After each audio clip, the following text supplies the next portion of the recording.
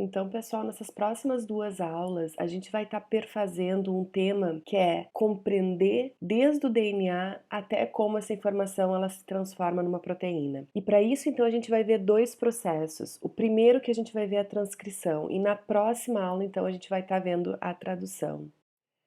Até agora, pessoal, o que que a gente trabalhou então? A gente viu toda a estrutura do DNA, a gente viu como que esse DNA ele se replica durante um processo que é o ciclo celular e a gente entendeu o que que é o ciclo celular para a célula, o que que ele representa e quais são então as nuances que existem nesse processo do ciclo celular. E agora então a gente vai passar a compreender como que essa informação que está no DNA é convertida então em produtos para que efetivamente a gente consiga realizar as funções que a gente realiza diariamente, tanto no âmbito celular quanto no âmbito do corpo humano. Então, pessoal, em diferentes momentos eu já pontuei para vocês a importância que as proteínas elas têm para as células. Inclusive, num determinado momento eu conversei com vocês que é difícil a gente pensar uma função do corpo humano ou uma função da própria célula sem pensar que tem uma proteína atrelada ou um conjunto de proteínas atreladas a essa função. Então, essas proteínas, pessoal, elas são as principais constituintes das células e elas estão envolvidas tanto na determinação da estrutura da célula, como sendo determinante nas funções que essa célula ela vai estar exercendo. E evidentemente que nós, constituídos por milhões de células, as funções da proteína acabam nos afetando como um todo diretamente. E vocês bem devem saber lá da bioquímica, pessoal, que as proteínas, elas são formadas por uma sequência bem determinada de aminoácidos. Então, se a gente pega, por exemplo, a proteína que está aqui, ó, ela tem uma sequência de aminoácidos muito bem pré-determinada. Aqui vocês têm a glicina, arginina, isoleucina. Então, é uma sequência que ela, especificamente essa proteína aqui, tem de aminoácidos. E essa sequência, ela passa a ser extremamente importante para as dobras que a proteína vai sofrer e que vão, então, garantir a forma que essa proteína ela precisa assumir e corroborar com as funções que ela precisa exercer. Dentro desse cenário, pessoal, se a gente pensa na substituição de um único aminoácido numa proteína, essa substituição, dependendo de qual aminoácido que vai substituir, por exemplo, a arginina que está aqui, se eles não forem muito similares na sua característica química, pode sim levar a uma alteração na conformação que essa proteína ela vai acabar tendo, nas dobras que ela vai estar exercendo, e com isso ter um prejuízo ou uma alteração na função dessa proteína. Então, essa sequência que está aqui de aminoácidos, ela é extremamente importante. Mas essa sequência que está aqui, né, a glicina, arginina, isoleucina, isso foi determinado por quem? Da onde que a célula obtém essa informação de qual é a sequência correta dos aminoácidos que devem compor uma proteína, já que ela tem à disposição dela 20 tipos de aminoácidos e que podem ser posicionados, como vocês estão vendo aqui, de diferentes formas em uma proteína. Então, quem determina essa sequência que está aqui? Aonde está a informação para fazer uma determinada proteína? E aí a nossa resposta, pessoal, é no DNA. Aqui no DNA é que vai estar contido a informação para a síntese das proteínas, que são parte fundamental, então, das nossas células e, portanto, do nosso organismo. Essa informação vai estar aqui. Então, pessoal, a informação para fazer cada proteína que está no nosso corpo, ela está numa sequência muito específica de bases nitrogenadas presentes então no DNA. O segmento de bases nitrogenadas que vão dar origem a uma determinada proteína deu-se nome então de gen. Então, toda vez que a gente falar em um determinado gen que codifica para uma proteína, significa a sequência de bases nitrogenadas presentes no DNA que traz a informação que codifica para uma determinada proteína. Então, agora chegou o momento da gente realmente definir o que é o gene.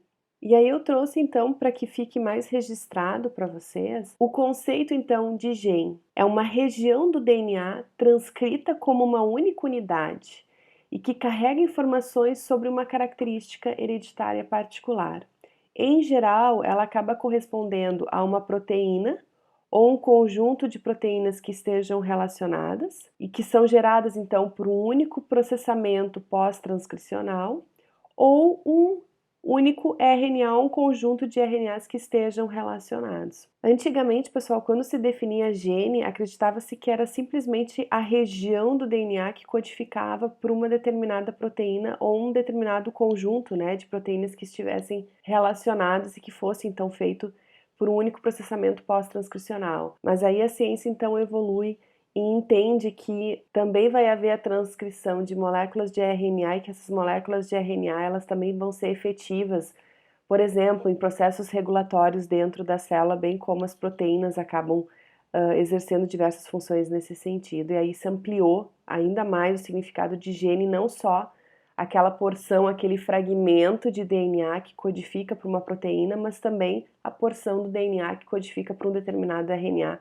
que vai sair célula fora fazendo as suas funções, não só como RNA mensageiro, mas como uma estrutura regulatória, então, por exemplo. Mas agora, pessoal, dentro desse conceito de gene, a gente vai ficar então em cima desse conceito 1 aqui, né? Que é tu pegar a informação lá no DNA e transformar essa informação numa proteína, que é o objetivo então dessa aula e da próxima aula que vocês vão estar tendo. Então, a partir disso, né, pessoal, é evidente que para uma determinada proteína, eu tenho um gene enorme. Para outra proteína, eu já tenho um gene bem menor. E evidentemente que as localizações delas são completamente diferentes, podendo um inclusive estar num cromossomo e outro estar em outro cromossomo. Então, se ficou claro o que significa o gene e a importância que ele tem para a geração da proteína, a gente começa a linkar o DNA com a informação contida nele e produtos que ele pode formar. Mas aí a gente passa a ter um problema, pessoal.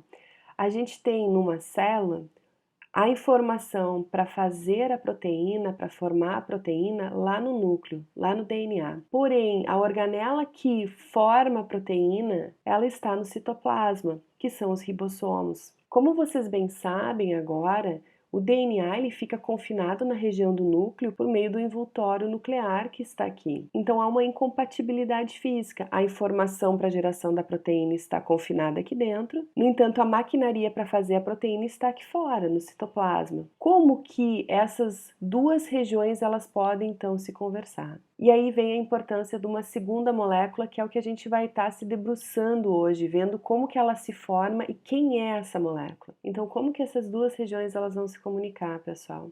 A informação que está contida lá no DNA, aquela sequência de nucleotídeos que codifica para uma determinada proteína e que é chamada então de gene, ela vai ser copiada, literalmente um copia e cola, na forma de uma molécula que a gente chama de RNA mensageiro, mRNA. Então, o mRNA ele vai copiar um determinado gene que a célula está precisando, copiando então a informação, para que essa informação possa, depois de uma série de processamentos, sair para o citoplasma celular e encontrar então os ribossomos, para daí sim acontecer a síntese da proteína. Aqui nessa imagem para nós, pessoal, está mostrando então dois genes aqui, ó, sendo formado então dois RNAs mensageiros para que ambos saiam e criem as suas proteínas mediante então o trabalho dos ribossomos lá no citoplasma celular, formando duas proteínas então diferentes que estão sendo mostradas aqui de forma ilustrativa para a gente.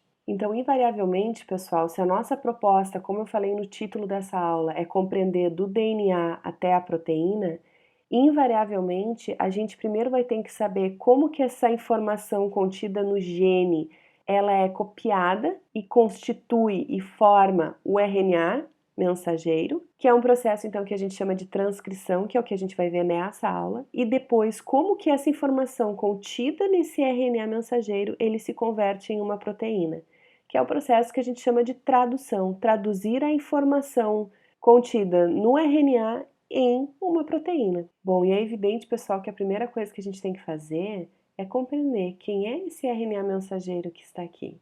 Qual é a composição química dele? Será que ele é igual ao DNA? Então, pessoal, só para vocês lembrarem, eu estou mostrando primeiramente aqui o DNA para vocês, né? E para que vocês lembrem que ele era formado por uma unidade fundamental, que a gente chamou então de nucleotídeo, aonde ali a gente tinha uma base nitrogenada, a gente tinha um açúcar e a gente tinha um fosfato. E lembrando, obviamente, que o DNA ele é uma dupla fita, né, pessoal? Bom, e qual é então a similaridade ou as diferenças em relação à molécula de RNA? Então, como é que é no RNA, pessoal? No RNA, e aqui vocês estão enxergando o RNA em toda a sua formosura, vocês também vão ter a presença de nucleotídeo, aonde vocês vão ter, então, fosfato, vocês vão ter um açúcar e vocês vão ter a base nitrogenada em similaridade com o que vocês tinham no DNA. No entanto, quais são as alterações em relação a isso? O açúcar que o RNA tem não é igual ao DNA. E aí a gente vai vir aqui para o lado, ó. No DNA, a gente usava uma desoxirribose. E tá aqui a composição dela pra gente. O RNA, ele vai utilizar uma ribose. Se vocês olharem com atenção, tá marcado para vocês em rosa qual é a diferença de uma ribose para uma desoxirribose. Parece muito tênue, mas é uma alteração. Aqui vocês têm uma ribose e aqui a gente tem uma desoxirribose. A outra diferença química entre o DNA e o RNA é que no DNA a gente tinha a adenina, guanina, citosina e timina. Já no RNA, ao invés da gente ter a timina, a gente vai ter a uracila, pessoal. Então, em relação às bases nitrogenadas que formam o nucleotídeo do RNA, a gente vai ter então a presença da uracila. Mas uma coisa importante que vocês entendam é que a uracila, ela consegue parear com a adenina da mesma maneira como a timina. Então, a timina com a adenina formava uma ligação dupla. Com a uracila e a adenina também vai ser formada uma ligação dupla. Então, apesar de trocar a base, o pareamento continua igual, a logística do pareamento continua igual. Com relação à estrutura do DNA e do RNA, também fica de cara uma alteração que vocês estão vendo aqui. No DNA, a gente tinha ele sendo constituída por uma dupla fita. Já o RNA, pessoal, ele é uma fita simples. Ele é uma única fita, o RNA. Então, ele está exatamente nessa conformação que vocês estão enxergando aqui. Então, o RNA, pessoal, ele também vai ser formado por fosfato, ele também vai ser formado por açúcar e base nitrogenada. No entanto, no RNA, o açúcar vai ser a ribose, enquanto que no DNA é a desoxirribose, e no RNA a gente vai ter, ao invés da timina, a gente vai ter a uracila. Então, a gente vai ter no RNA citosina, adenina, uracila e guanina. Apesar da uracila não ser a timina, ela consegue e vai se parear quando necessário com a adenina, da mesma maneira com que a timina no DNA se pareia também com a adenina. Então essas são as particularidades, pessoal, quando a gente pensa em RNA e DNA. Então, pessoal, é importante que a gente compreenda essa diferença entre uma molécula de DNA e RNA, já que a molécula de RNA, ela vai ser oriunda da cópia de um segmento, então, desse DNA. E vocês vão ver que tem muita analogia entre a replicação que a gente estava vendo na aula passada, em que de um DNA dupla fita a gente forma dois DNAs dupla fitas filhas, com relação ao processo de formação do RNA, ou seja, o processo de transcrição, que é o que a gente está vendo agora. Querem ver uma forma da gente pensar que é muito similar à replicação em relação à transcrição?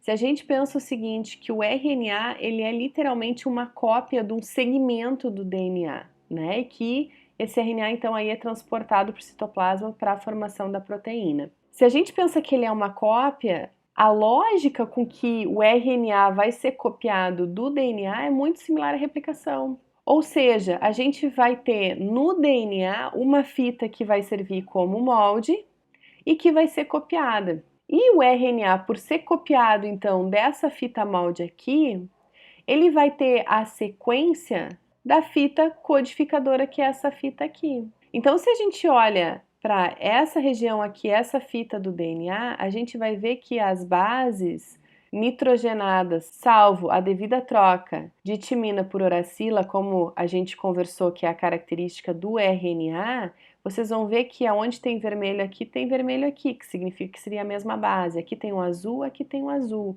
Aqui tem um amarelo, aqui tem um amarelo.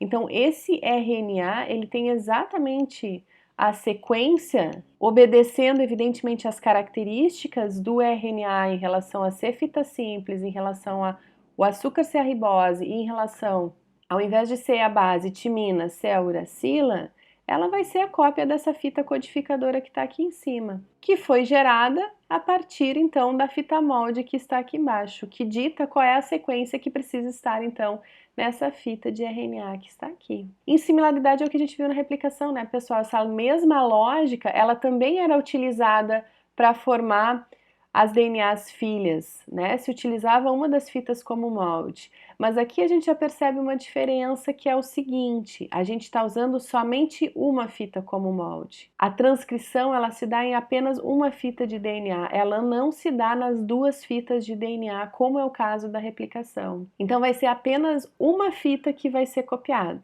A outra não será. Na replicação a gente tem as duas sendo copiadas porque a gente quer gerar duas DNAs filhas. Aqui a gente quer obter então um transcrito, né, que é esse RNA que vocês estão vendo aqui. Então apenas uma fita será copiada.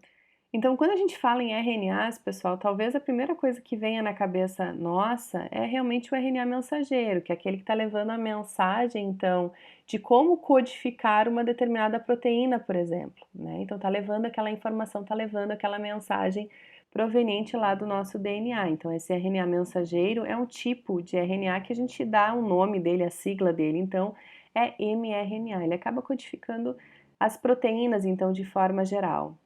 Mas a gente tem outros tipos de RNA, como o RNA ribossômico, que vai formar então a região central da estrutura dos ribossomos e vai catalisar essa síntese de proteína sobre a qual a gente vai comentar de forma mais aprofundada na nossa próxima aula. A gente também tem outro tipo de RNA que a gente chama de microRNAs e que recebe essa sigla que vocês estão vendo aqui, ó, e que vão regular, pessoal, esses microRNAs muito da expressão gênica, então muito da expressão dos nossos genes são regulados por microRNAs. A gente tem outro tipo de RNA que a gente também vai conversar bastante na nossa aula que vem, que é os RNAs transportadores, que são usados então como adaptadores entre o RNA mensageiro e os aminoácidos durante então a síntese de proteína. E a gente tem outros RNAs que não são codificadores, ou seja, não levam mensagens propriamente ditas para serem convertidas em proteínas, mas que são extremamente importantes, são utilizados em diferentes tarefas, como por exemplo na regulação dos próprios genes,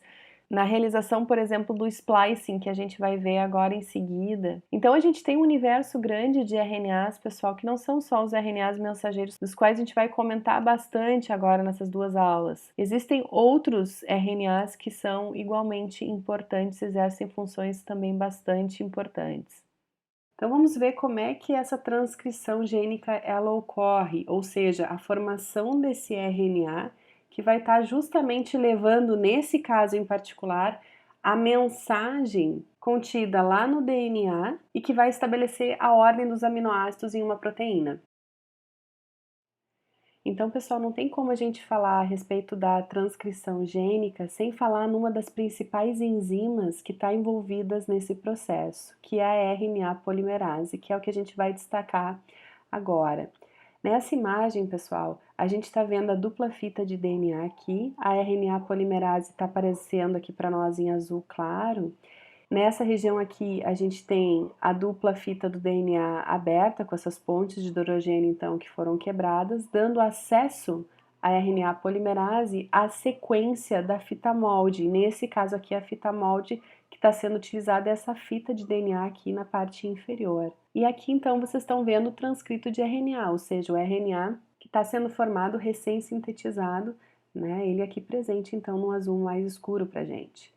Aqui nessa outra extremidade a gente está vendo as unidades nucleotídicas aqui, ó, chegando, mas lembrando que essas unidades nucleotídicas que estão aqui, bem como esse RNA que está sendo formado, tem as propriedades do RNA, né? Então a gente tem aquele açúcar, é a ribose, a gente vai ter uracilo em vez da timina.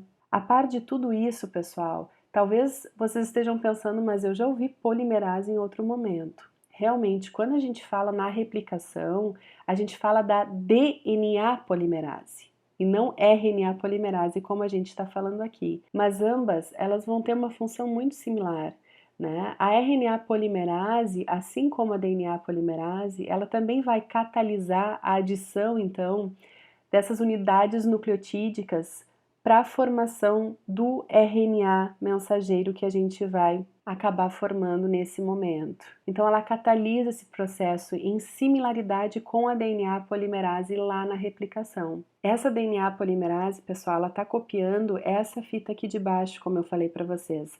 Lembrem sempre que na transcrição gênica a gente usa apenas uma fita, a gente não usa ambas as fitas. Isso já vai ficar claro agora na sequência para vocês o porquê.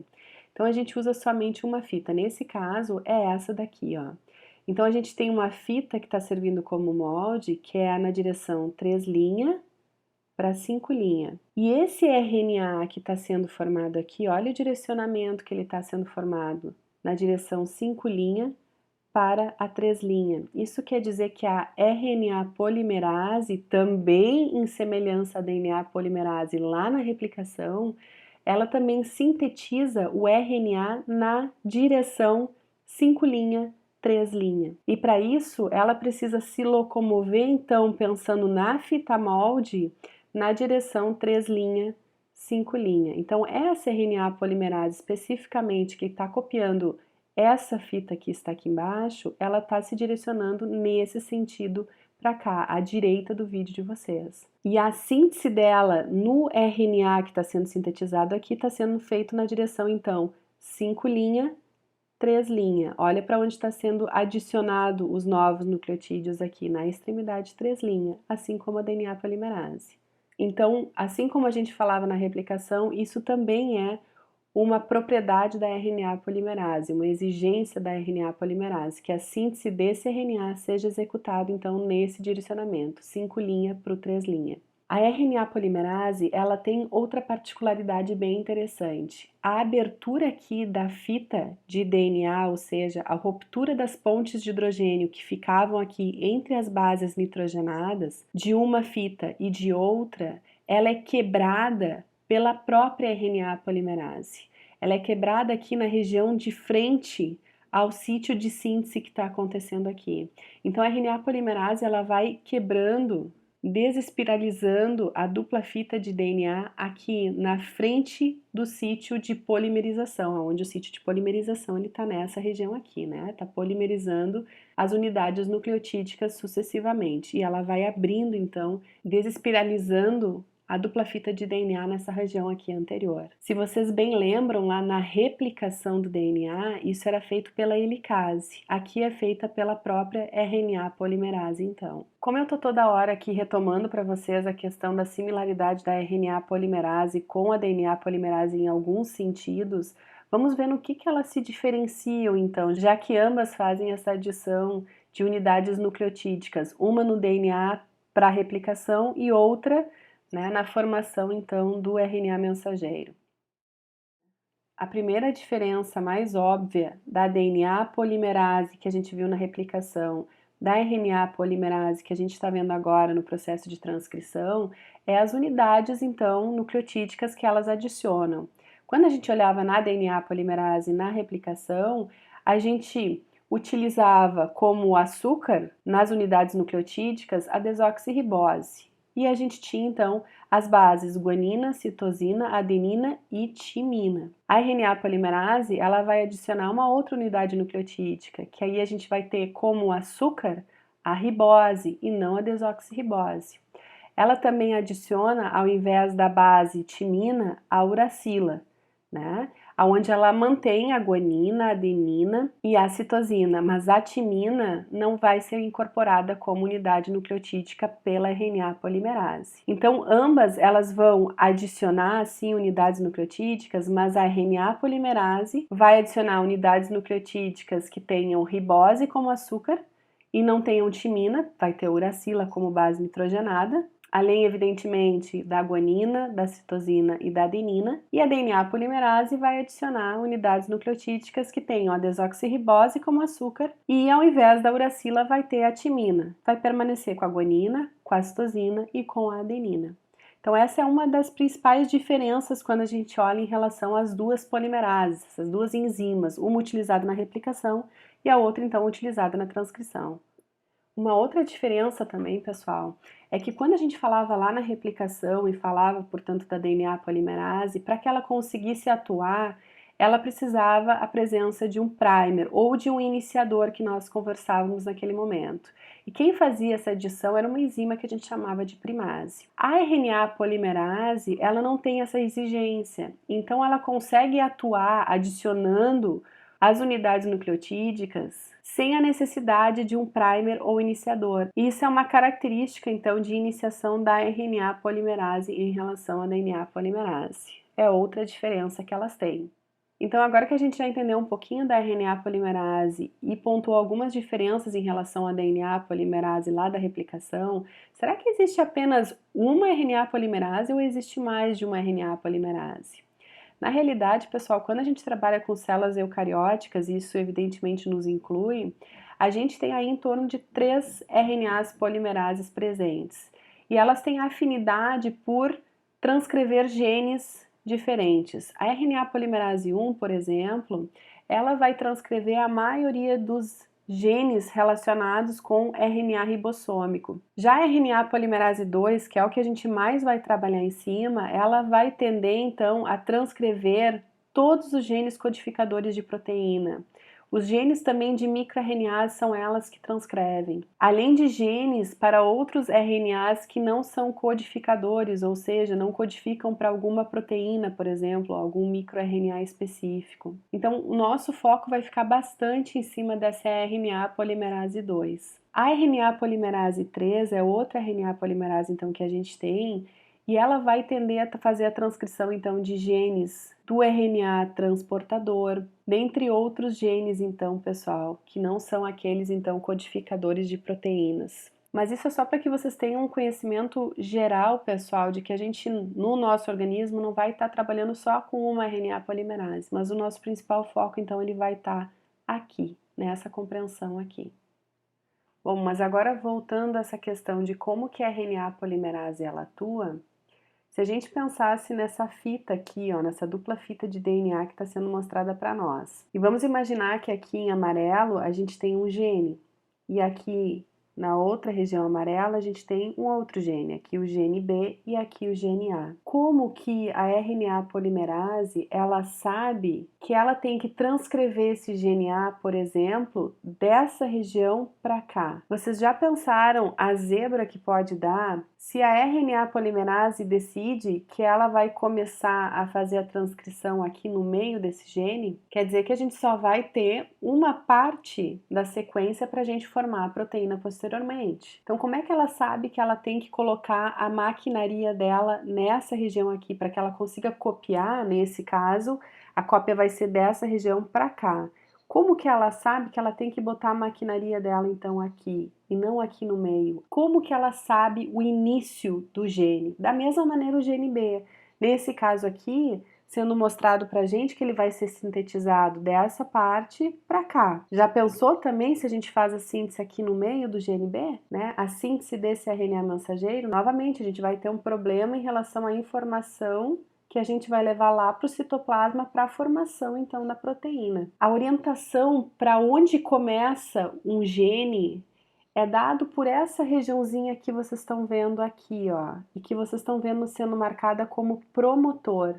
A gente tem um promotor tanto para esse gene B, que por acaso está aqui, e a gente tem então outro promotor presente aqui na frente do gene A. Esses promotores aqui, pessoal, são os locais em que tem sequências específicas que são identificados então como as regiões de início do gene. E essas regiões elas são tão importantes que dependendo da localidade delas, elas vão determinar se a fita molde que vai ser usada é essa de cima ou essa de baixo. Se vocês olham com atenção, ele está nos determinando que nessa imagem o transcrito do RNA do gene A ele vai ser feito nessa direção aqui, ó, porque o promotor ele está nessa extremidade do gene A. Então, a maquinaria de transcrição ela vai reconhecer a região promotora, vai se ligar nessa região aqui. O que a gente sabe da RNA polimerase, que é a enzima que vai fazer essa síntese? Que ela sintetiza o RNA na direção 5' 3'. E, portanto, se ela começa aqui, ela vai usar qual fita como molde? Essa daqui, né? Ela vai fazer a síntese nessa aqui. Lembrem que a RNA polimerase ela sintetiza o RNA somente usando uma das fitas do DNA como molde. Já nesse GNB, olha onde está o promotor. Então significa que a maquinaria de transcrição ela vai ser ligado nesse sítio aqui. A gente sabe que a RNA polimerase novamente sintetiza na direção 5' 3'. Então isso significa que para esse gene aqui, ó, a síntese ela vai se dar nesse direcionamento. Então, a fita molde do DNA que vai ser utilizada vai ser essa aqui na de cima. Então, dependendo do local onde estão esses promotores em relação ao gene, vai se dar a direção da RNA polimerase e, portanto, da transcrição da informação. Tá, mas Fernanda, e quem é esse promotor? O que é isso aqui, né? Aqui tá só como uma pinturinha diferente pra gente no DNA. Agora que a gente já entendeu então a importância que esse promotor tem, que é ele que vai sinalizar onde que começa, né, esse gene, onde deve começar a transcrição de um determinado gene, agora a gente vai então tentar entender um pouquinho desse promotor. No sentido do promotor, pessoal, a ciência ainda passa muito trabalho, especialmente nos eucariotos, né, nos quais então nós nos incluímos. Em relação às bactérias, se decifrou muito mais, é um genoma menor, né, menos complexo que os eucariotos, fica mais fácil de pensar. Então, essa imagem que está sendo mostrada para vocês é em referência a bactérias e não a nós eucariotos. Então, o que os cientistas eles descobrem? Que olhando vários promotores bacterianos de vários genes, que eles têm um nível de diversidade muito grande. Mas eles começam a ver que existem características que são comuns aos promotores. Em cima disso que a ciência tem focado bastante, e é o que eu vou mostrar aqui para vocês então. Então, se a gente pensa nessa sequência aqui, ó, de DNA, vocês têm uma fita aqui e uma fita aqui. Vamos dizer que a transcrição ela iniciasse aqui, ó. Então a gente precisa transcrever dessa região para cá. Aonde vai ser servido como uma fita molde é essa aqui de baixo. Nessa região aqui, pessoal, a gente tem a porção então promotora, né? E por isso então que essa vai ser a fita molde. A RNA polimerase, então, ela vai sintetizar nesse direcionamento aqui, no direcionamento 5', 3', servindo essa fita aqui de baixo como molde, que era o que a gente estava comentando antes, né? Depende de onde está esse promotor. Nessa região aqui, a gente chama de sítio de iniciação, e aí se configurou, então, como chamando esse nucleotídeo aqui, então, de mais um. Os nucleotídeos, eles vão tendo, então, obviamente, né? Se isso aqui é mais um, para cá vai ficando cada vez menos. Então, nessa região aqui, a gente teria as bases nitrogenadas menos 10. E essa região aqui, pessoal, ela é similar em muitas bactérias. Onde geralmente nessa posição aqui, ó, a gente tem um T no DNA, né, pessoal? A gente tem um T, um A, um T, um A. Para que vocês olhem como essa frequência ela varia, mas que realmente é mais preponderante. Esses nucleotídeos que estão aqui nessa posição, vamos olhar aqui esse gráficozinho aqui do lado, ó. Aqui vocês estão vendo justamente essa região menos 10 dos nucleotídeos, ó. Em amarelo a gente tem o T, em verde aqui a gente tem o G, a guanina. Em vermelho a gente tem a citosina. Em azul a gente tem então a adenina. E ele mostra que a frequência dos nucleotídeos em cada uma dessas posições, né? Como ele está determinando aqui pra gente nesse eixo aqui, ó. O que a gente observa? Que nessa posição aqui, o T é o mais frequente, ó, apesar dos outros aparecerem em alguns promotores. Nessa posição aqui, o A é mais frequente. Nessa posição aqui, o T é mais frequente. Aqui o A e aqui o T. Então, o que a gente percebe? Por mais que existe uma variabilidade, às vezes, nessa região, essa parte menos 10 da região promotora em bactérias, elas tendem a ter a sequência que a gente está enxergando aqui. Pode variar? Pode. Mas geralmente nessa posição 10 aqui, ó, menos 10 na verdade, a gente vai ter uma grande concentração de quê? Timina, adenina, timina, adenina, adenina, timina, grande concentração da timina e adenina nessa posição. Uma outra similaridade que eles encontraram na região promotora é quando a gente vai para a região menos 35, né? E tá aqui ela para vocês, ó, lembrando que aqui é a posição do início da transcrição, né, a região mais 1, então indo um pouco mais ainda para a esquerda, nessa região do promotor, nessa posição menos 35, o que que a gente tem? Uma frequência de T, T, G, A, C, A muito grande, como vocês podem ver de novo aqui nesse gráfico, ó. Então, realmente, nessa posição menos 35, há uma grande predominância, então, de T, de G, de A, de C e de A. Pode variar? Pode variar, como vocês estão vendo. Tem alguns promotores que têm as outras bases nitrogenadas, mas há um certo padrão, pelo menos em bactérias, nos promotores das bactérias, há um padrão de, na região menos 10, a gente ter grande taxa de timina e adenina, e nessa menos 35 a gente tem essa sequência que vocês estão vendo aqui. O que isso ajuda para os pesquisadores? Identificar regiões promotoras de genes. Então, o que a gente espera? Que numa região promotora a gente tenha na posição menos 35, né? Mesmo que variando um pouco essa sequência, mas que a gente tenha algo que lembre essa sequência que está aqui. E na posição menos 10 do promotor, que a gente tenha uma alta taxa, então, de timina e adenina nessa sequência que vocês estão vendo aqui. Geralmente isso vai designar então as regiões promotoras, essa característica na posição menos 10 e menos 35, com esse afastamento que vocês estão vendo aqui, vai caracterizar uma região promotora para uma bactéria. Então, nas nossas regiões promotoras, entender os nossos promotores é muito mais complexo. Então, se a gente ainda patina um pouco em relação às bactérias, vocês imaginam em relação aos eucariotos. O que se tem de entendimento, que cada vez mais então está se consolidando, é uma região então no nosso promotor também rica em timina e adenina, essas bases nitrogenadas. E essa região então ela acaba sendo chamada de sequência TATA, né? Ó, TATA, né? Claro que aqui a gente está vendo um promotor bacteriano, mas é essa sequência TATA que a gente fala, uma região rica em timina também e adenina também nos nossos promotores eucariotos.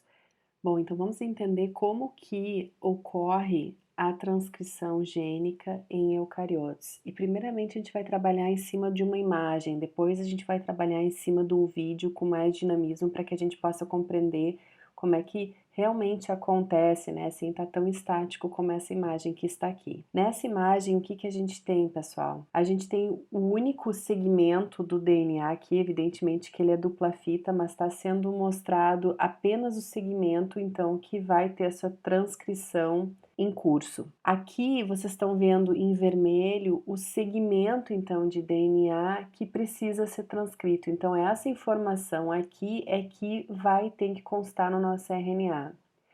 Então aqui a gente tem o início da transcrição. Como a gente tinha falado, anterior a esse início da transcrição, a gente tem que ter uma região que a gente chama de região promotora e que sinaliza aonde que é realmente o início daquele gene. Aqui nesse caso, ele vai estar à esquerda do início da transcrição, nesse caso desse gene aqui. Como a gente está falando de eucariotos, a gente sabe que grande parte dos genes que vão ser transcritos pela RNA polimerase 2, e está aqui ó, sendo mostrado em azul claro para vocês, a RNA polimerase 2, elas têm na sua região promotora a presença do Tata Box, que era aquela região, aquela sequência rica em timina e adenina que eu pontuei anteriormente para vocês em relação aos eucariotos. Então a gente tem aqui essa sequência Tata Box rica em timina e adenina, e que então está geralmente associada à região promotora de eucariotos que vão ter a sua transcrição realizada pela RNA polimerase 2. Lembrem que a gente tem 3 RNAs polimerase em eucariotos. 1, 2, que é essa aqui que a gente vai estar visualizando, e a 3, dependendo de qual é o gene que vai ser transcrito.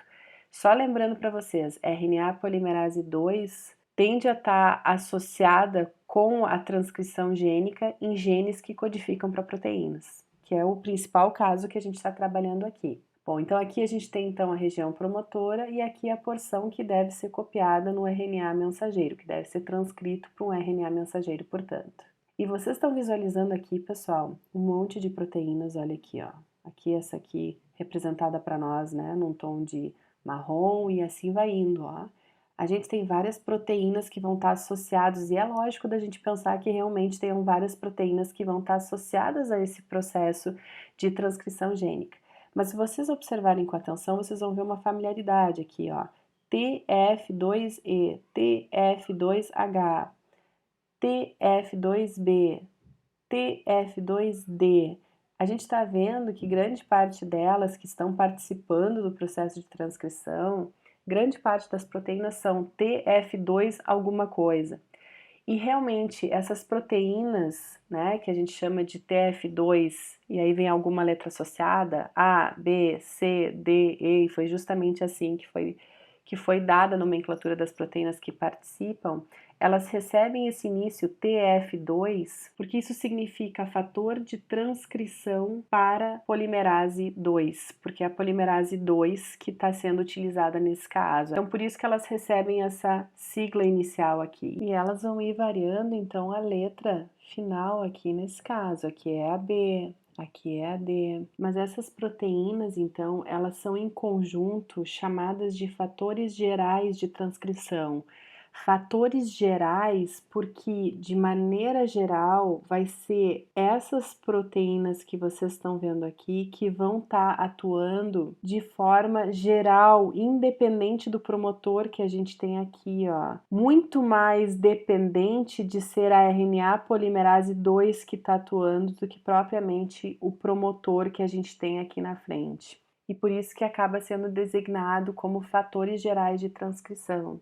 Porque para a maioria dos promotores que utilizam a RNA polimerase 2, vai estar sendo usado, então, esses fatores de transcrição que a gente vai estar trabalhando aqui. Bom, então, voltando aqui para essa região, então, da imagem, a gente tem aqui a região promotora e aqui, então, a região de início de transcrição. A primeira coisa que vai acontecer é essa proteína aqui, TF2D, ela vai se ligar à região promotora, aonde é, na verdade, essa subunidade da TF2D, que recebe a sigla, então, de DBP, que a gente chama ela de proteína de ligação à TATA, que vai reconhecer a região do Tata Box, então, que está aqui em verde para gente, promovendo, então, o correto acoplamento da TF2D aqui nessa região. Então, quando a TF2D ela se associa ao DNA, ela vai promover nessa região do Tata Box uma distorção do DNA nessa região. A gente já vai ver um pouquinho melhor essa distorção lá no vídeo, que eu vou mostrar na sequência para vocês. Mas vai acontecer uma distorção aqui nessa região do DNA. E essa distorção costuma ser chamado do marco físico.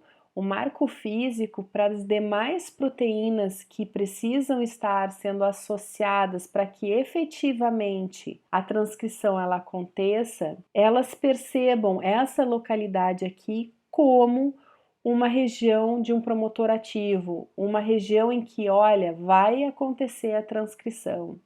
Então, essa deformação é chamada desse marco físico. É realmente um marco físico, porque acontece uma distorção nessa região aqui do DNA, e isso é entendido pelo restante das moléculas que participam desse processo, como, olha, aqui a gente tem um promotor ativo, aqui vai começar um processo de transcrição, e a gente, portanto, tem que se associar e fazer as nossas funções relacionadas com a transcrição. A partir desse momento, então, outros fatores gerais de transcrição, e aqui vocês estão vendo, então, o TF2B se associando, o TF2E também vai se associar, o TF2H, que é extremamente importante, que a gente vai ver agora, também vai se associar.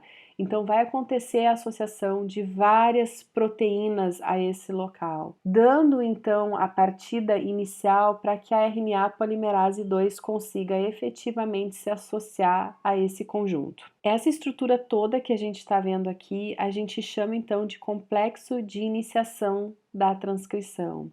Então, é o complexo que, ok, vamos dar início ao processo de transcrição. Olha a quantidade de unidades, a quantidade de proteínas que a gente tem associado, então, a esse complexo.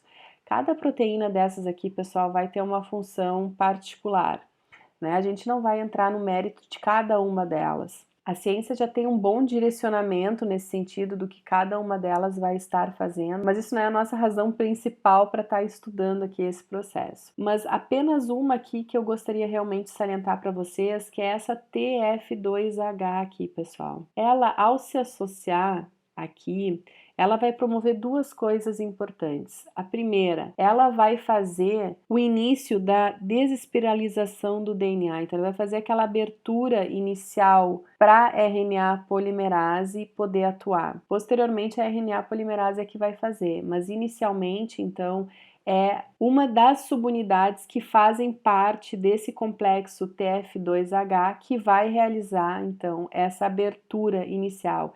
Na realidade, pessoal, essa TF2H aqui, ela tem uma subunidade presente na estrutura dela, que é uma DNA helicase, que faz então essa abertura inicial. Além disso, esse complexo TF2H, ele também vai ter na sua constituição a presença de uma sinase. Lembram que as sinases fosforilam.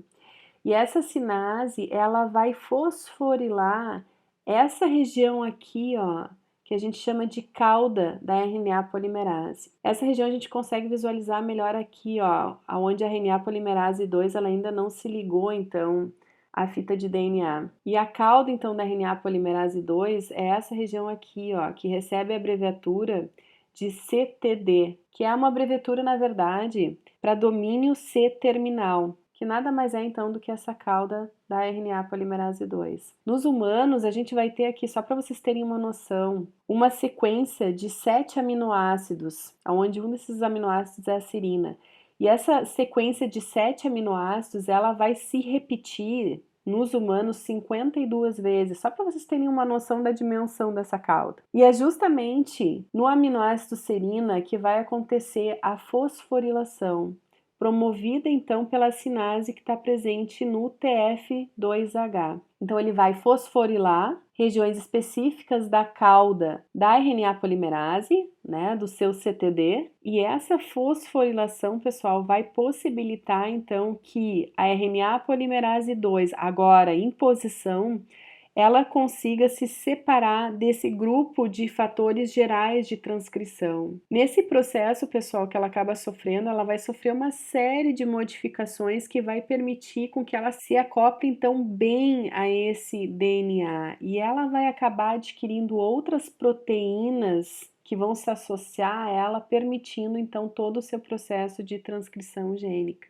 De forma geral, então, pessoal, esses fatores gerais de transcrição eles ajudam a RNA polimerase 2 a se associar adequadamente ao DNA no local correto e fazem então a fosforilação dela, no caso aqui a TF2H, que permite então que a RNA polimerase 2 ela se dissocie desses fatores gerais de transcrição e que eles possam então ser utilizados para promover a correta associação de uma outra RNA polimerase 2. E aí, então, a RNA polimerase 2 ela vai seguir o seu trajeto, fazendo ela a abertura da dupla fita de DNA e procedendo à sua transcrição. Bom, pessoal, agora a gente viu tudo de forma muito estática, né? Agora eu gostaria que a gente conseguisse observar isso de uma maneira mais dinâmica. Então vamos para um videozinho aqui que eu acho que vai auxiliar nesse processo. Bom, a primeira coisa, pessoal, aqui a gente tem então a molécula de DNA como está sendo apontado para vocês. Ó, nessa molécula de DNA, nessa molécula de DNA, então, a gente vai ter então a unidade de transcrição, pessoal, que nada mais é do que o segmento de DNA que vai ser transcrito, dando origem então à molécula de RNA. Ó, vocês estão vendo ela aí. No entanto, como a gente comentou, como que a RNA polimerase 2 vai saber qual é o início desse gene, aonde é o início desse gene?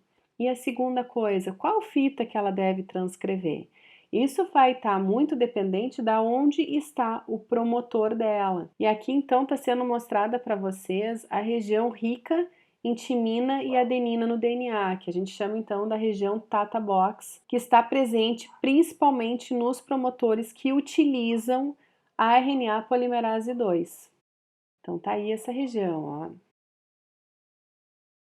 Então, a primeira coisa que vai ter que vir, que é o que nós estávamos comentando anteriormente, são os fatores gerais de transcrição, que são aquelas proteínas, e ela já está aparecendo uma aqui na tela de vocês, são aquelas proteínas que vão ajudar a RNA polimerase a se posicionar adequadamente na fita de DNA, fazendo o ajuste dela ali, e por fim, então, permitindo a fosforilação dela e consequente liberação dela dos fatores gerais de transcrição. Esse fator que está aparecendo para vocês foi um dos que a gente pontuou com mais afinco, que é o TF2D. E aqui, ó, vocês estão enxergando uma subunidade dele que eu também pontuei com vocês, que era o TBP, que é a proteína de ligação à TATA, que é a região que vai reconhecer, então, a região do TATA Box na região promotora do gene de interesse aqui. Vamos ver, então, como é que ele vai fazer esse reconhecimento. Ó, ele vai se aproximar daquela região, está sendo mostrado maior aumento aí para vocês, ó, o TF2D. E ali, então, a subunidade TBP para vocês, que então reconhece a região do Tata Box e vai se ligar. E aí eu gostaria que vocês atentassem para essa região aqui, ó, especificamente do DNA que fica mais evidente, aonde vai acontecer então aquela distorção que eu falei para vocês, aonde essa distorção seria aquele marco físico, mostrando que esse promotor ele está ativo, ou seja, vai acontecer o processo de transcrição aqui. E outras proteínas, então, que fazem parte dos fatores gerais de transcrição, precisam se associar a essa região para que efetivamente a RNA polimerase 2 ela consiga desempenhar com excelência a sua função. Olha ali, ó, como há a distorção dessa região aqui, ó, em função então dessa molécula TF2D. E aí, então, ela permite a associação de outras, ó, TF2B chegando junto. E aí vem, então, aparecendo em verde para nós aí, a RNA polimerase, que é a nossa grande estrela aqui da vez, né? Ela vai se associar, agora ela consegue se associar.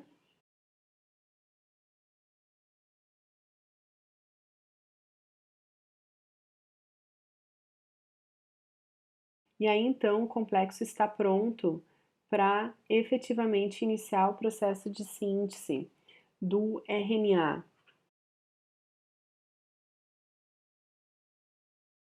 Abertura da fita, ó, e o RNA então sendo formado aqui, sendo sintetizado. E olha como a RNA polimerase, ela realmente se desligou daqueles fatores gerais de transcrição que a gente havia comentado. Então assim a gente consegue ver numa perspectiva um pouquinho melhor o transcorrer de todo o processo de transcrição, a vinda de todos aqueles fatores gerais de transcrição que contribuem enormemente para que a RNA polimerase então consiga se posicionar da forma adequada, consiga acontecer aquele início da desespiralização do DNA e aí consiga acontecer então para que a região que tem que ser fosforilada, daquela cauda da RNA polimerase 2, ela consiga acontecer e aí efetivamente o processo então ele transcorra. Bom, e agora que a gente já tem então transcrito produzido pela atividade então exemplar da RNA polimerase, será que esse transcrito ele está pronto para sair do núcleo? Porque afinal de contas tudo que a gente fez até agora a gente estava no núcleo. Só que para eu converter esse transcrito, esse RNA mensageiro, em uma proteína, a maquinaria para fazer a proteína ela está no citoplasma. Então será que esse transcrito ele está pronto? Ele pode simplesmente agora sair e ir para a região citoplasmática? A resposta para isso é não, pessoal. Ele ainda não está pronto. Ele ainda vai ter que passar por um processamento. Então essa imagem aqui ela mostra uma célula bem simplificada, né? Onde em cinza então a gente tem o citoplasma celular e aqui em branco a gente tem o núcleo. E vocês estão vendo um monte de informações aqui, tá, pessoal? Mas o que eu queria que você se concentrasse em cima dessa região aqui, ó, que mostra pra gente o processamento que o RNA ele precisa sofrer, em muitos casos, para que ele consiga efetivamente sair do núcleo e ir para o citoplasma. E aí sim, no citoplasma, o RNA mensageiro passar pelo processo de tradução, formando então uma proteína. O processamento que esse RNA ele sofre inclui algumas etapas, então, que é o capeamento, o splicing e a poliadenilação. E a gente vai ver então um pouquinho agora de cada um desses processamentos. Os primeiros dois processamentos que a gente vai ver então é o capeamento, que ele vai acontecer, como está indicando o próprio nome aqui, ó. Ele vai acontecer na extremidade 5' do RNA, né, do transcrito que acabou de ser produzido, e a poliadenilação, ela vai acontecer na extremidade 3'. Então vocês têm dois processamentos acontecendo, um em cada extremidade do transcrito que acabou de ser produzido. E por que é importante a gente entender, pessoal, que está acontecendo essas duas alterações, esses dois processamentos, um na extremidade 5' e outra na extremidade 3'? Porque essas alterações aqui, pessoal, elas fazem com que o RNA mensageiro ele fique mais estável. Essa molécula de RNA mensageiro, ela é extremamente instável, pessoal. Então, esse capeamento e essa poliadenilação permitem que ela se torne mais estável. E com isso, evidentemente, vai facilitar o transporte dessa molécula aqui do núcleo para o citoplasma, garantindo em parte, então, que ela seja traduzida. Outra questão importante é quando o ribossomo lá no citoplasma vai se dar de cara com essa unidade aqui, com esse transcrito aqui, se ele tem as duas extremidades aqui, o capeamento e a poliadenilação, isso significa, ou pelo menos dá um indicativo de que essa molécula de RNA ela foi completamente transcrita, que ela não foi parada num determinado momento, que ela foi completamente processada. Então é um nível de segurança também para o nosso organismo. Então esse processamento, pessoal, do RNA que a gente está vendo aqui, ele não está acontecendo pós a transcrição, ele acontece simultaneamente com a transcrição. Então vamos pegar como exemplo aqui o capeamento 5'. Então esse processamento que acontece nessa extremidade aqui 5' do RNA. Esse processamento aqui, ele vai estar acontecendo quando a RNA polimerase ela já adicionou aí em torno de 25 nucleotídeos, ela vai começar então a acontecer esse capeamento aqui nessa extremidade. Continua ocorrendo a síntese aqui do RNA? Sim, ele continua se alongando, ele continua sendo sintetizado, mas o capeamento ele já está acontecendo nessa extremidade. Então esses processamentos que a gente está vendo aqui, pessoal, eles vão transcorrer no decorrer da síntese do próprio RNA mensageiro. Evidentemente que o capeamento ele vai acontecer anteriormente, né, em torno aí, como eu falei, de 25 nucleotídeos sintetizados, ele já está apto a sofrer o capeamento nessa extremidade, e aí posteriormente então ele vai sofrer a poliadenilação na extremidade 3'. Bom, mas o que é então esse capeamento 5'? É adicionado, como vocês podem ver aqui, pessoal, nessa extremidade 5', um nucleotídeo, só que é um nucleotídeo que ele é atípico, né? Ele é dito atípico. Por quê? Porque ele é formado por um nucleotídeo guanina, que vocês estão vendo G, ó. Só que essa guanina, ela tem ligada a ela esse grupamento que vocês estão vendo aqui, que é um grupo metila. E a ligação que se dá com o resto do RNA mensageiro é de uma maneira aqui, pessoal, que não é o habitual, que não é o que a gente costuma ver. Então, essa guanina aqui com o grupo metila, ela vai ser ligado ao resto da estrutura do RNA mensageiro por meio de uma ligação trifosfato, como vocês estão vendo aqui, que não é o que a gente está acostumado a ver. Então, quando ocorre essa ligação nessa extremidade desse nucleotídeo atípico que a gente está vendo aqui, a gente diz então que esse RNA mensageiro sofreu um capeamento 5'. O capeamento é só isso, pessoal, acréscimo dessa unidade, mas é extremamente importante para o RNA mensageiro. Bom, e o que é a poliadenilação, então, que acontece na outra extremidade? Essa poliadenilação, pessoal, ela vai ser dada pelo corte que vai acontecer numa sequência bem específica terminal aqui do RNA mensageiro. E ao fazer esse corte, vai vir uma outra enzima e vai acrescentar uma cauda poliar. O que é essa cauda poliar, pessoal? É uma sequência formada por vários nucleotídeos adenina. Vocês estão vendo aqui, então vocês estão vendo aqui uma sequência grande de A, ó. Aqui está mostrando para vocês 150 a 250 nucleotídeos adenina que são adicionados aqui. Como é uma quantidade relativamente grande de adenina que está sendo colocada aqui, deu-se a essa estrutura aqui, pessoal, o nome de cauda, porque ela fica longa, poli-A. Vários nucleotídeos adenina aqui inseridos. A estrutura aqui é relativamente simples, pessoal, tanto aqui da poliadenilação quanto do capeamento que acontece na extremidade 5'. Elas são relativamente simples, como vocês estão enxergando aqui, mas são estruturas extremamente importantes.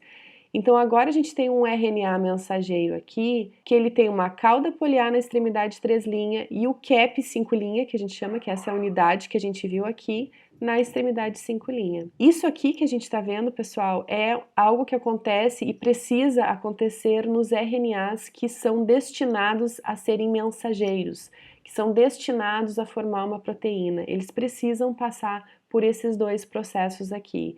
E quem que vai mediar esses processos, pessoal, que está acontecendo tanto no capeamento quanto na poliadenilação? Olha que incrível! São enzimas, pessoal, que estão dispostas, como vocês podem ver aqui, ó, na cauda fosforilada da RNA polimerase. Então, na própria cauda da RNA polimerase, a gente tem os fatores de capeamento, aqui representados, né, pessoal? Obviamente que isso aqui é mais ilustrativo do que propriamente como é na realidade os fatores, né, de capeamento, mas a gente tem os fatores de capeamento aqui associados à cauda da RNA polimerase 2, aqui os fatores que vão fazer o splicing, que daí a gente vai comentar agora em seguida, e aqui os fatores de poliadenilação. Então, conforme o RNA mensageiro aqui em azul escuro para vocês, ele vai saindo, ele vai tendo contato com essas enzimas e vai então desencadeando o processo de capeamento na extremidade 5' e poliadenilação na extremidade 3'. Pela posição que os fatores de capeamento eles ocupam aqui na cauda, é evidente que tu tem que ter um pouquinho de síntese aqui, ó, para que eles possam atuar. Lembram que eu tinha falado de 25 nucleotídeos aproximadamente para que ocorra o capeamento? É justamente para que o RNA mensageiro ele consiga chegar então nessa região e ter o processamento acontecendo. Olha aqui na imagem para vocês, né, o RNA mensageiro, e aí sim aquelas enzimas então vão atuar naquela extremidade 5' do RNA mensageiro para que aconteça então o correto capeamento dessa região, através do acréscimo do cap 5' então. Bom, então agora a gente comentou a respeito de dois processamentos que o RNA então ele sofre, que foi o capeamento e a poliadenilação.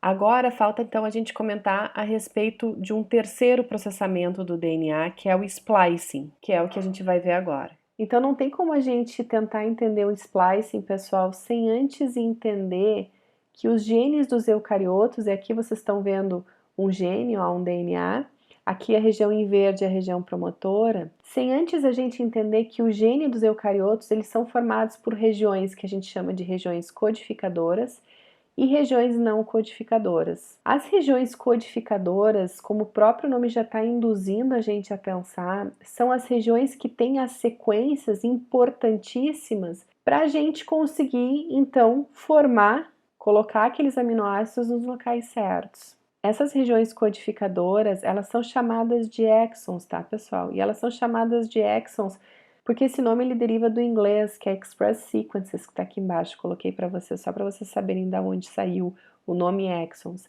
Mas é a região codificadora, são regiões então que têm as sequências nucleotídicas para a gente conseguir efetivamente compor então a proteína, que é o caso principal que a gente está trabalhando aqui, né? Ou um RNA específico que vai fazer algum processo regulatório, enfim. Mas esses exons, essas regiões codificadoras, elas são interrompidas, como vocês podem ver aqui, ó, por essas regiões representadas aqui em amarelo, um tom de amarelo para gente, que são as regiões então não codificadoras, chamadas de introns, em função do inglês então intervening sequences. E esses introns, como o próprio nome já diz aqui, né, pessoal, são regiões que não codificam, são regiões que não precisam ser levadas para o RNA maduro que vai lá para o citoplasma, porque elas não contêm a informação para determinar a sequência dos nucleotídeos lá na proteína. Então essas regiões dos introns aqui, ó, elas podem ser suprimidas no RNA maduro, no RNA que vai ser levado lá para o citoplasma para a geração da proteína. E na realidade, isso deve acontecer. Então esse RNA que está ainda no núcleo, ele tem que sofrer o processo de splicing, que é justamente remover essas regiões intrônicas, essas regiões de introns aqui, que são regiões que não codificam, que não são codificadoras e que, portanto, não precisam estar presentes quando a gente pensa, por exemplo, na síntese de proteína, na formação de uma proteína. Na formação de proteína, qual é a informação que a gente precisa? a que está presente então na região codificadora, nos chamados exons. Então essas regiões aqui, elas precisam estar no RNA mensageiro que vai para o citoplasma. Mas essas regiões em amarelo aqui precisam ser removidas e são removidas por meio desse processamento do RNA que a gente chama do splicing. Nessa imagem aqui, pessoal, vocês estão vendo o gene da beta-globina humana, onde esse gene ele é constituído, então, por 2.000 pares de nucleotídeos e está sendo representado aqui no DNA pra gente. Ele é formado, esse gene, pessoal, por 3 exons, né? Aqui vocês estão vendo 1, 2, 3 sinalizando esses exons. Eles são bem pequenininhos aqui, fica ruim da gente ter uma ideia. Se a gente for para um gene maior, que é o gene do fator 8 humano, e que vai então codificar para a proteína fator 8 envolvido, né, na coagulação sanguínea, é um gene maior, ele tem aí 200.000 pares de nucleotídeos, né? Ele é formado por 200.000 pares de nucleotídeos, e a gente consegue aqui perceber que ele é formado então por 26 exons, os exons representados novamente em vermelho aqui pra gente. E aqui em amarelo a gente tem a representação então dos introns. Lembrando que a porção codificadora, pessoal, é os exons, e a porção não codificadora são os introns. E aí a gente consegue perceber nesse gene aqui que os exons, eles são mais curtos do que os introns. Inclusive nesse gene aqui nos dá a impressão, e uma impressão correta, de que os introns, eles são mais proeminentes do que os próprios exons, que são os que detêm então a sequência para fazer a proteína fator 8. E é geralmente isso que acontece nos genes, pessoal. Os exons, eles são mais curtos e os introns, eles são maiores. Isso não é uma regra, mas é geralmente o que acontece. Mas talvez vocês estejam se perguntando, mas Fernanda, aqui a gente está vendo no DNA, né? A gente também fala em exons e introns no RNA mensageiro, no transcrito. Essas regiões dos introns, elas são transcritas no RNA mensageiro ou no RNA mensageiro a gente só tem os exons? Quando a gente transcreve, pessoal, é transcrito todo o gene, então tanto os exons são transcritos quanto os introns. Então isso significa que no RNA mensageiro a gente vai ter a presença dos dois, exons e introns. E então os introns eles vão ter que ser removidos. E eles serão por meio então do processamento do RNA que a gente chama de splicing. O splicing é o processo aonde a gente vai remover os introns no RNA mensageiro, deixando então somente os exons. Então, quando a gente se refere, pessoal, a exons e a introns, a gente pode tanto utilizar essa terminologia quando a gente se refere ao DNA, quanto quando a gente se referir ao RNA mensageiro, porque afinal de contas o RNA mensageiro, quando ele transcreve tudo. E aí então os introns eles são removidos, tá, pessoal? Mas os introns são transcritos também no RNA mensageiro. Então, nessa imagem aqui, pessoal, a gente está vendo um RNA mensageiro que ainda não teve todos os processamentos realizados, né? Ele falta fazer o splicing, porque aqui em amarelo vocês têm o intron, aqui vocês têm o exon 1 e aqui vocês têm o exon 2. Então, esse intron aqui no RNA mensageiro, pessoal, a gente vai ter que remover. E ele vai ser removido por um conjunto de proteínas junto com RNA. Isso aqui que vocês estão vendo é uma molécula de RNA.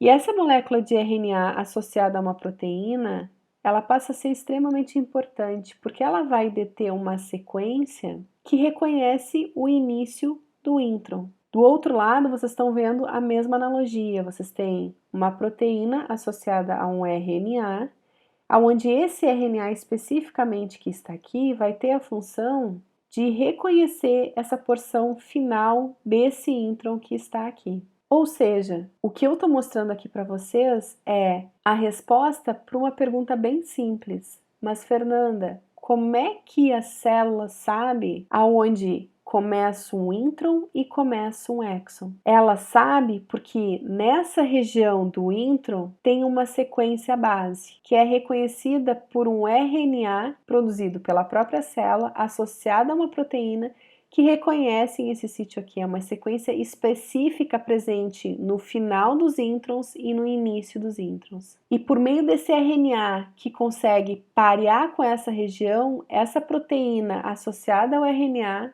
consegue reconhecer esse local por pareamento, pessoal. Tanto no início do intron quanto no final do intron. Que sequências são essas? Agora eu vou pedir para vocês olharem aqui para o lado. Aqui vocês estão vendo a região do exon 1, que era o que a gente estava vendo aqui, ó. E aqui vocês estão enxergando a região inicial do intron, ó. Tudo isso aqui é o intron. Aqui é a região inicial dele e aqui uma região final do intron. E aqui então o exon 2, que está aqui, o exon 2 para vocês. Então a gente está vendo essa região aqui, mas agora especificada por pares de bases. E o que os cientistas eles descobriram, pessoal? Que existe aqui no início do intron uma sequência padrão e que se repete em praticamente todos os introns, que é a presença aqui de uma guanina, uma uracila, lembra que a gente está falando de RNA? Esse R aqui, pessoal, é representativo de que aqui ou a gente vai ter geralmente um A ou um G. Aí depois geralmente a gente tem uma adenina, uma guanina e uma uracila. Então essa sequência aqui, pessoal, é a sequência que vai parear e vai ser compatível, portanto, com a sequência do RNA, desse RNA que está aqui, associado a uma proteína, formando um complexo de reconhecimento que consegue reconhecer essa região e que vai conseguir então clivar depois exatamente essa região aqui entre o exon e o intron, nessa região específica. Da mesma maneira está acontecendo do outro lado, pessoal. Que sequência base que a gente tem aqui, ó? Vamos lá para ver na imagem. A gente tem aqui, ó, colado no exon 2, uma guanina, uma adenina, uma citosina. Esse N aqui, pessoal, significa que pode ser qualquer nucleotídeo, não tem problema. E aí vocês têm uma sequência de Y aqui. E aí talvez vocês estejam se perguntando, mas que base nitrogenada é essa aqui que eu não me lembro. O Y, na verdade, aqui, pessoal, ela está sendo representada que pode ser ou uma citosina nessa região ou uma uracila, não tem problema. Não é decisório, mas geralmente tem uma das duas aqui nessa região, podendo ser uma ou outra. Mas é essa região aqui, então, que vai ser reconhecida por esse outro RNA que vai se parear junto com a sua proteína, que vai auxiliar ele na clivagem exatamente nessa região. Então, o que a gente percebe? Que os introns, eles têm, na sua porção final e na sua porção inicial, sequências que são factíveis de serem identificadas por RNAs que, além de identificar, se pareiam com essa região, colocando então a maquinaria para clivar essa região em posição e tendo certeza que não está sendo clivado o exon e sim o intron por meio de pareamento, pessoal. Uma forma extremamente segura de fazer isso, né? E é justamente isso que vai acontecer, pessoal. Essas duas estruturas aqui vão então mediar a clivagem dessa região aqui, a clivagem do intron, a saída desse intron, e vão mediar então a junção desses dois exons aqui. Então ela vai juntar, vai retirar esse intron e vai juntar esses dois exons, o exon 1 e o exon 2, tá aqui eles unidos, ó. Agora sem a presença, então, do intron. Então, a gente tem literalmente no final de um RNA que passou pelo splicing, que é esse processo que a gente acabou de ver, a gente tem a remoção dos introns, ficando somente os exons no RNA maduro. Bom, e aonde está essa maquinaria para a realização do splicing, né, pessoal? Como eu tinha falado para vocês, os fatores que vão mediar o capeamento, o splicing e a poliadenilação, eles estão presentes na própria cauda da RNA polimerase. Então, o RNA mensageiro que está saindo aqui, ó, ele vai geralmente primeiro sofrer o capeamento, para depois, então, geralmente ele passar pelo splicing e aí, então, finalmente passar pelo processo de poliadenilação. Mas em algumas situações pode acontecer sim da poliadenilação ela acontecer anterior ao splicing, mas geralmente o que geralmente acontece e que sabe-se que realmente acontece é o capeamento ele ser inicial. A poliadenilação ela pode vir anterior ou posterior ao splicing, mas quem acontece primeiro realmente é o capeamento. Bom, então agora, pessoal, que o nosso RNA mensageiro ele já tem finalizado a sua transcrição, ele já tem a presença do cap na extremidade 5' por meio do capeamento que aconteceu, ele já tem a cauda poli-A na extremidade 3' pelo processamento de poliadenilação que ele sofreu, e ele já sofreu o splicing, aonde aconteceu a remoção então de todos os introns, permanecendo somente os exons na sua estrutura. Esse RNA mensageiro, ele está praticamente pronto para ser exportado da região do núcleo para a região então do citoplasma celular. Ele vai fazer, no entanto, essa saída do núcleo para o citoplasma por meio então dos poros nucleares. Então são esses complexos do poro nuclear que vão mediar a saída desse RNA mensageiro agora maduro para a região do citoplasma, para que então os ribossomos encontrem esse RNA mensageiro e aí se dê então a tradução como um processo final. No entanto, para o complexo do poro nuclear conseguir mediar essa saída desse RNA mensageiro maduro, tem que haver a ligação, pessoal, de proteínas na região específica do CAP5'. Então a gente vai ter proteínas que vão se ligar a essa região do CAP5'.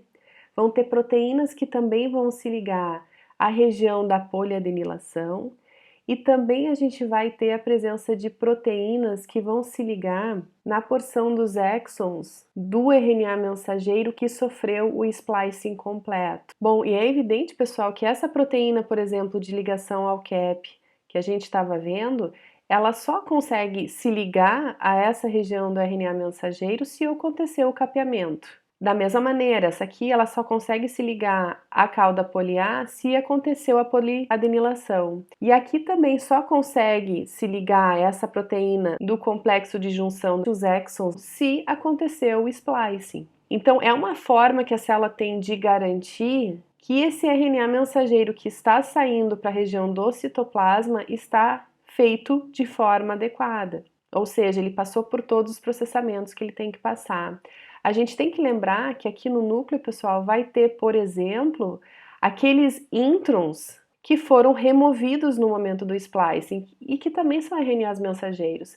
E a célula tem que ter muito cuidado para não exportar essas moléculas para fora, para o citoplasma. Então, só pode sair do núcleo para o citoplasma o RNA mensageiro que teve todo o seu processamento adequado e que está dentro de um padrão de transcrição. Esses restos de introns, RNAs mensageiros que não conseguiram ser transcritos completamente, enfim, esses detritos que ficam no núcleo, eles não podem sair pelo poro. E uma forma de controlar isso, então, é por meio dessas ligações, dessas proteínas que são ligadas às regiões específicas e que ajudam, então, o complexo do poro nuclear a mediar a saída dessa estrutura aqui para a região do citoplasma.